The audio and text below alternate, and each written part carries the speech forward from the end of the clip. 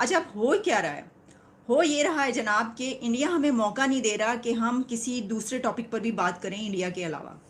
बिजली की कीमतों में एक मरतबा फिर इजाफे का इम्कान है। सीपीपीए ने बिजली की कीमतों में ₹1.88 फी यूनिट इजाफे की दरख्वास्त नेपरा में जमा करवा दी है। और पंजाब में प्लास्टिक रोड मुतारिफ करवाने का उसूली फैसला कर लिया गया है। बैनुल अजलाई सड़कों की तामीर के 107 मनसूबे 3 माह में मुकम्मल करने का हदफ।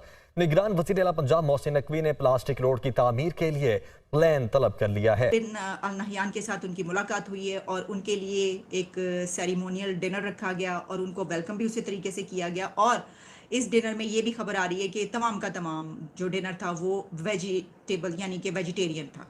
तो प्राइम मिनिस्टर नरेंद्र मोदी वो अपने मुल्क के लिए बहुत ही कारआमद और बहुत ही एक पॉजिटिव पर्सन साबित हो रहा है। ऑल्दो कि उसकी जो पॉलिटिक्स कैरियर है वो सारा अगेंस्ट पाकिस्तान ही है।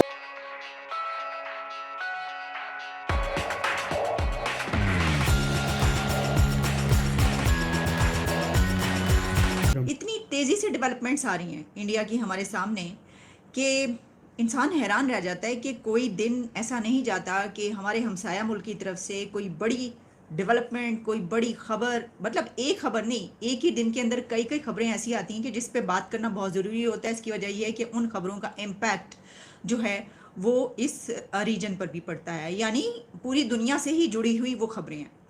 तो इसलिए रखता है।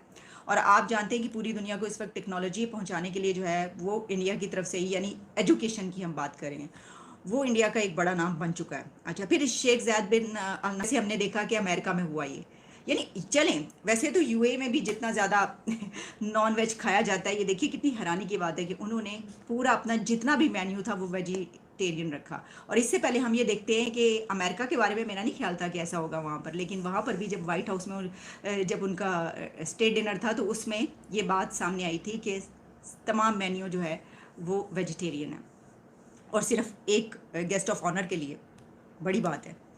अच्छा जी, इसके साथ ही जो 20% increase in India UAE trade, उसमें बताया गया since two countries sign the comprehensive economic partnership agreement, और उसमें जो है दोबारा और भी उसमें इजाफा किया जा रहा है। अब देखिए, इससे पहले इन सब में हमने जो भी वहाँ पे हुआ है उस पर तो हमने नज़र डाल ली।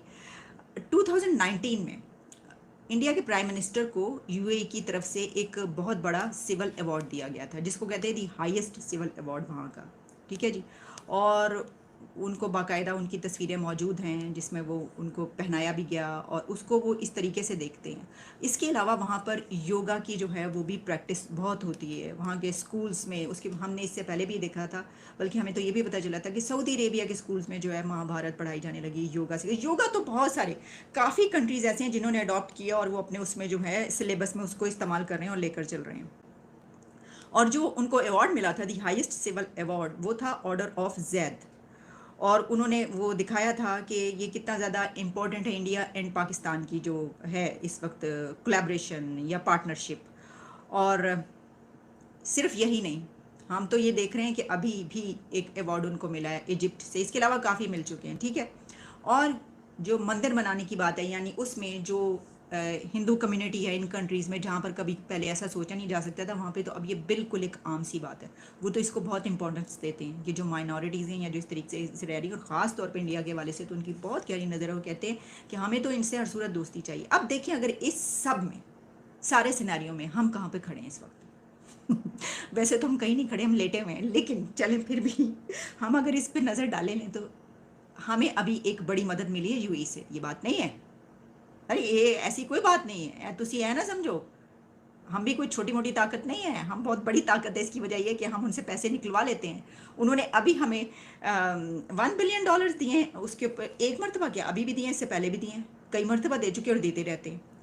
लेकिन उस पार्टनरशिप और इस पार्टनरशिप, जो हमारे विजिट होते उनमें और इस विजिट में बहुत फ़र्क है। यहाँ पे मामला यानी टू वे ट्रैफिक है, हमारी उनके साथ वन वे ट्रैफिक है। वो भी मतलब कुछ हैं लॉजिक्स, कुछ वजूहत जिनकी बिना पे चल रही है, उस बिना पर वो सिर्फ हमें पैसा देते और हमें उनसे पैसा चाहिए क्योंकि हम इस सूरत हाल में हैं। बाकी भी और बहुत सारी चीज़ें ठीक है चलती रहती है, लेकिन ऐसी सिचुएशन नहीं है जो मैं आपको बता रही हूँ जिसमें वो इतना एंथुजियास्टिक होकर किसी कंट्री को और उसके प्राइम मिनिस्टर को जो इस तरीके से हाथों पे उठा कर रखते हैं कि भाई हमें पता है, हमें इनके साथ चाहिए बहुत कुछ। अच्छा, अब हम जब इस पर नज़र डाल लें कि अबू धाबी में IIT ओपन हो रहा है, तो आप यकीन करें कि अगर एक IIT कोई डेकेड पहले यहाँ पर ओपन हो चुका होता तो हालात बहुत बदल चुके होते हमारे। मैं सही कह रही हूँ, काफ़ी जहन बदल चुके होते, हमें काफ़ी मत आ चुकी होती। मत कहते हैं समझ को, हैं, यानी जो हमें पढ़ाई से कुछ मत मिलती है ना, यानी जो समझ बूझ मिलती है, तो और फिर टेक्नोलॉजी में उसके हवाले से कुछ थोड़ा सा हम आगे जा चुके होते। लेकिन ये तो हुआ नहीं। यानी 10 साल की मैं बात कर रही हूँ, डेकेड की, ये तो नेक्स्ट डेकेड में भी मुझे लगता है कि जो हमारी पॉलिसीज़ हैं उसमें नज़र नहीं आ रहा। हालांकि एजुकेशन वो चीज़ है कि आपका, वो कहते हैं ना कि इल्म हासिल करो चाहे चीन तक ही क्यों ना जाना पड़े। तो चीन तो हमारा दोस्त ही है, वहाँ पे तो हमने जाना ही जाना है। बात तो ये है कि एजुकेशन हासिल करने के लिए आप वहाँ पर जाएं, जिसको आप कहते हैं दोस्त नहीं है, लेकिन भाई क्या करें, उनके पास ये गुर है, उनके पास एजुकेशन है, हमने हासिल करनी है। तो हमने आखिर कभी क्यों, ठीक है भाई आप कुछ ना करते, वैसे ही ताल्लुकात रहते, लेकिन कम से कम IIT से कुछ फ़ायदा उठाने की कोशिश करते। अब प्रॉब्लम एक और भी है, उसे दाखिला किन्नू मिलना है, किसके पास डिग्री है ऐसी कि वो उधर जाए तो क्या आओ जी आओ। लेकिन फिर भी जो है ना वो एज एन इंडियन बहुत अच्छा जा रहा है और अपने मुल्क के लिए जो है ना बहुत अच्छा कर रहा है। अब जिस तरह आपने बात की है बिल्कुल ऐसे ही है। पिछले दिनों मैं भी न्यूज़ सुन रहा था तो उसमें यही बताया जा रहा था कि जो नरेंद्र मोदी है उसने INR इंडियन रुपीज़ जो है उसको काफ़ी हद तक जो है ना वो दुनिया में मनवा लिया है कि और वो अपने रुपए में ही ट्रेड कर रहा है। इससे देखें जी इंडिया की इकॉनमी और ज़्यादा पॉजिटिव जाएगी और ज़्यादा स्ट्रॉन्ग होएगी। ठीक है, तो इसमें जो है ना मतलब बाकी के भी कुछ ममालिक हैं उसके साथ भी वो INR में कर रहा है। चाइना के साथ उसकी डीलिंग चल रही है, मे बी चाइना मानता है नहीं मानता। इसके अलावा छोटे छोटे और बहुत सारे मुल्क हैं जिसके साथ वो INR कर रहा है। और INR जो है इंडियन रुपीज़ जो है वो काफ़ी स्ट्रॉन्ग होगा।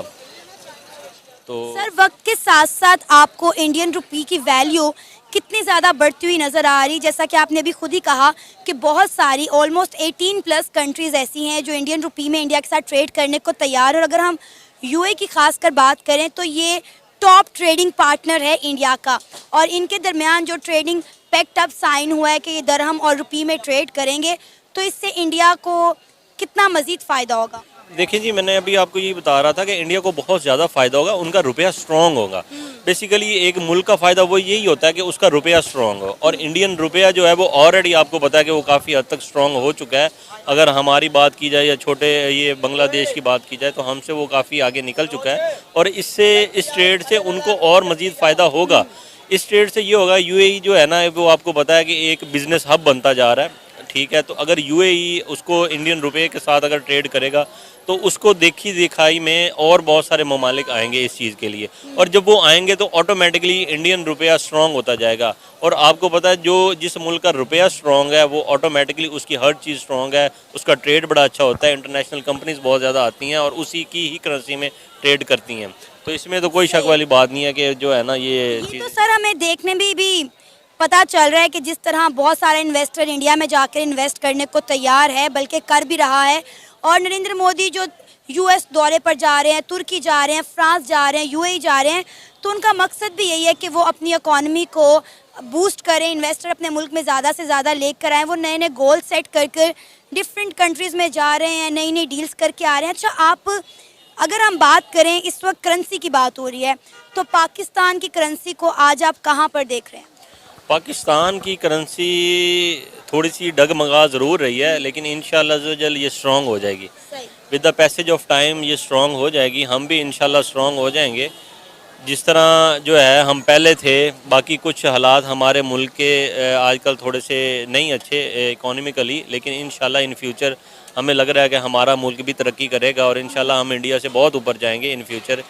और बाकी अगर बात की जाए इंडिया की ही सिर्फ, तो इंडिया इस टाइम प्रेजेंट में जो है ना वो अच्छा ट्रेड कर रहा है। उनकी नरेंद्र मोदी की जो है उसकी अपने मुल्क के हिसाब से जो काविशें हैं वो अच्छी जा रही हैं।